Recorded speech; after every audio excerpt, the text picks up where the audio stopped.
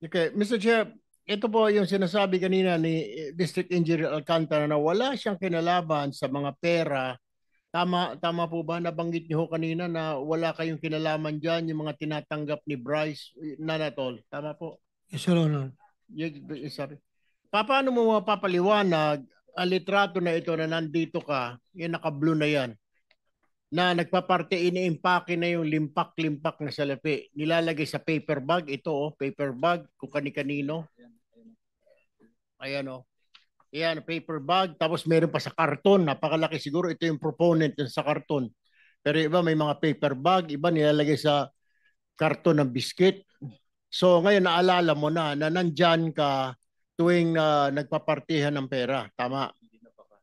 Hindi na baka. That's you, right? Or kakambal mo? Yes, Your Honor. Ako po yun. Yun. So, kanina sinasabi mo, wala kang kinalaman dyan, hindi ka may-ari niyan, huwag kang isama ni Bryce. So, ibig sabihin, itong patunay na may kinalaman ka sa mga partihan na yan at may kinalaman ka kung saan pupunta yung mga pera na yan. Tama? Your Honor, ang sinasabi ko po, yung sa Ghost Project po, hindi po ako kasama. No. Tinatanong ka, sinasabi kasi binibigay ni Sims kanina sa kay Bryce yung pera.